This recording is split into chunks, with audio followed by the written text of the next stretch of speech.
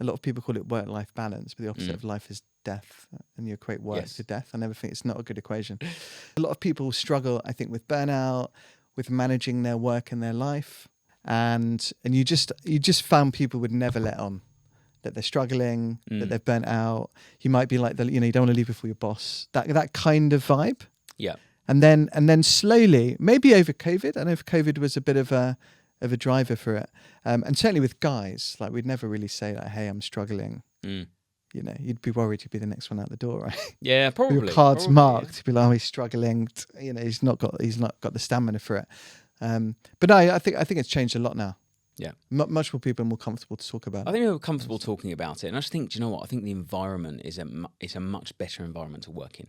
So I don't think that people are pushed that far whereby they get to that stage whereby they are broken. I'll be honest. Yeah. So I think people have got a much more a better structure to their work, to their working life, to their relationships, to their managers, bosses. I think you've got senior management and CEOs that are very conscious of this as well. Yeah. So if you can create the environment whereby everybody can perform at a high level and without breaking them, I think that's a big focus now. Yeah, definitely. Because before you'd see people like retire at like 40, but you see a lot burn out. You could see it in their eyes. I think it's a lot. It's a lot. It's like you are constantly on.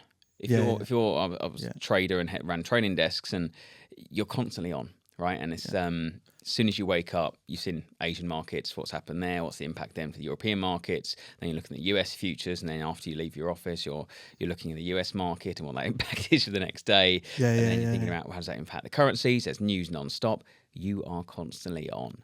So if you're doing that and you've got a lot of responsibility, and responsibility basically ends in P&L, in cash as well, then you can't relax very easily, right? You can't switch off. I mean, holidays for fund managers, they're probably not real holidays. How's my fund going? Oh, there's news out of this company that I own.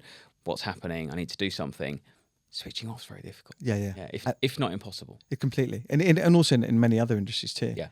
If you are struggling, and you have this fear of like you don't want to lose your job and stuff, I think it's still important to like stick your hand up and just think through how you can do things, because you're not going to be productive anyway. It's just like a downward spiral. Yeah. No, I think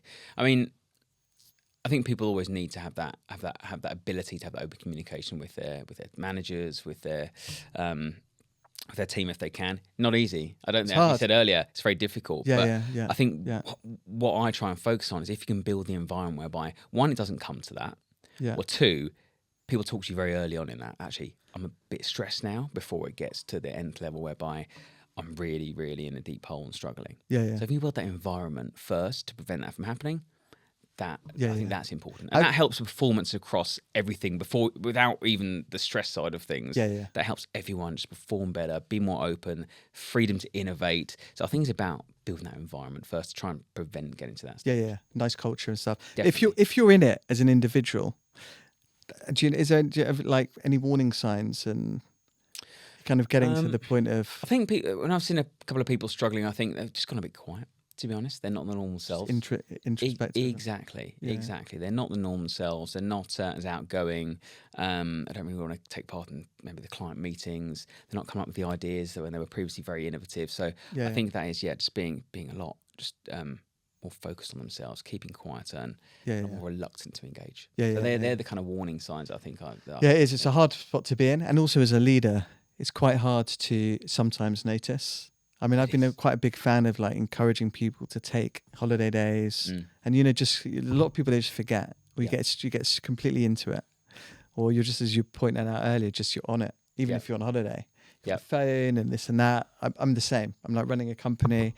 I'm like, I couldn't. Maybe this is really bad. I just can't switch my phone off. Yes, I'm with you. I get a lot of grief from my wife on that, to be honest. If you're an on person anyway, and you're running a business or running a team or company, and then you've got that, because I think very deeply about how that works, your mental psyche, all these alerts. Like, it is hard. It is hard to put. It's super hard. It's super hard. I'm trying not to look at it for the first half an hour to an hour in the morning, because I don't really need to. Although I always have an excuse to. Got a colleague in Japan. He might need me. But like I know, I get up at like 5:30 or 6. I don't have to look at it for half an hour. Yeah. but it's really hard to. Yeah. I think you have to have practice. If you try and do that practicality. So when I get home, I'll just go and put my phone on charge in another room, leave it for an hour, spend some time with my daughter, then I go back and check anything. But I think because your business is global and financial markets are obviously global, as you said, I wake up and think, what's happening in Asia? First thing in the morning. Yeah, exactly, Dan. Right. Then I'm good. I've done the first check, then I'm good. Get ready and hit the gym or whatever. And then I can pick it up again and you get involved for the day. Then trying to do that in the evening for a bit. But again, just before you go to sleep, so just check before so I can relax. How the fun's doing. Whatever. Yes, exactly. But also though, I mean, the road is really long, right? Like we're going to be working a long time. There's a really good book called The 100-Year Working Life. I forget who wrote it, but the premise is like, we're living longer, you're going to be working longer, the retirement age is only getting longer. Yep. All of those kinds of things. So for me, it's so important to you got to be on the pitch, right? Yeah. It's like a football analogy. If you're injured, you can't play. And we should treat ourselves like a pro athlete. Yeah. Because you're working a long time. You are your business, right? You are the CEO of your business. You're going to be making money and you need to look after yourself. There's no point going flat out. It's like going flat out in a marathon for the first couple of miles and you're dead. It's not going to last very long. It's not going to last long. I know that for me, that's for sure. But I think I've been thinking about what high performance is recently. It's longevity. Yeah. It is longevity. Yeah. Going kind of really, really being in a position physically, mentally to keep evolving, to keep on top of things, to keep innovating, and having the energy to do that all. Mentally, physically, it's that longevity, keeping going over a long period of time. I think that is what high performance is, because everyone can have it in short bursts. Yeah. Oh, this is a great idea, really excited, do this for a couple of weeks or months and then stop. Yeah. Having that longevity to keep going relentlessly, that is what. And a lot of people that you see it in their eyes, they look for the exit door too early. They quit too early, it's too hard. Yes. They've gone too hard, well, let's say too hard, but they've burnt up their energy. Yeah. And for me, you've got to keep your battery full. You do. At all times. Yeah. The other thing I think that's happened more and more now is that you'd work hard, right? People would always work hard, but they get burnt out and whatever. But there were folks that would look after themselves really well. But I always found in a business scenario, you wouldn't necessarily know he's going to the gym every day.